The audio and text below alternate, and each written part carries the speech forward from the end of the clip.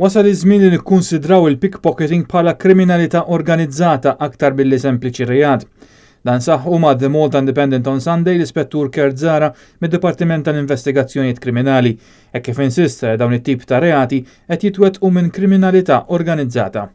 Huwa insista li fil-maġġoranza tal-każi dawk il-persuni arrestati f'Malta brabta ma' dawn ir-reati ġejjin mill-Lvant tal-Ewropa li normalment iqattaw ftit ġimgħat f'pajjiżna sabiex il-flus li jkunu serqu jtellgħu magħhom lura lejn il-familja tagħhom f'pajjiżhom jew saħansitra jmorru pajjiż ieħor ikomplu jisirqu.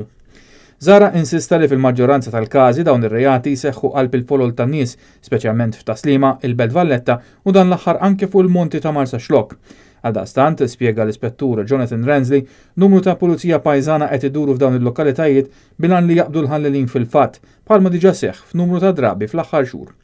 Kurt Zara insista jgħid li l-kriminali jwettqu dawn ir-reati biħsieb ċar, hekk kif ħafna mill-vittmi jkunu turisti u mhux Maltin. Dan sabiex, kompla jfisser l-Ispettur, il-ħallelin ikunu jistgħu jaħarbu mingħajr mal-vittma jkollha idea fejn tfittixhom. Filwaqt li spjega l-Pulizija Maltija taħdem 8 feet mal-Europol f'dawn il-każijiet, l-Ispettur Zara sostna li dawn il-persuni jippruvaw iqarqu bl-awtoritajiet hekk kif jagħmluha ta' parsi huma nies fil-bżonn u għalhekk jisirqu.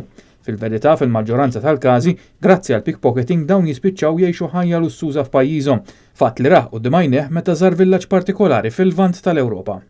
L-Ispettur Jonathan Rensley spjega ma' The Malta Independent on Sunday li apparti kartiri jinsterqu wkoll mobiles li meta jippruvaw isibuhom permezz ta' tracking ikun ferm diffiċli għaliex iżommuhom mitfija għal tul ta' żmien. Wara aktar investigazzjonijiet ħareġ fid-der li dawn il-mobiles jittieħdu l-barra minn xtutna. Madankollu ċar li dan iż-żmien spiċċa aktar eħfef tisraq il-flus kontanti milli oġġetti personali minħabba sempliċi fatt li diffiċli ssibhom. L-Ispettur Zara sostna li madankollu dawn ir-reati tul ix-xhur reġgħu bdew jonqsu. Meta mistoqsi x'jaħseb li hija raġuni wara dan kollu huwa insista li hemm ċans li kriminali qed jirrealizzaw dwar il-konsegwenzi li wieħed qiegħed iħabbat wiċċu magħhom jekk inqabdu.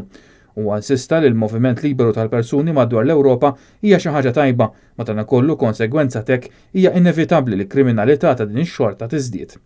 Huma saħħu li l-pubbliku għandu jafda l-investigazzjonijiet tal-pulizija f'dawn il-każijiet u javviċinhom b'kull informazzjoni possibbli. L-obertà u s-silenzju ma jwasslu għalimkien ħlief li tiżdied il-kriminalità u pajjiżna jkompli jsir anqas sigur għaċ-ċittadini Maltin u t-turisti. Jekk persuna tiġija suspett hija mħeġġa tafżal il-pulizija minnu fih.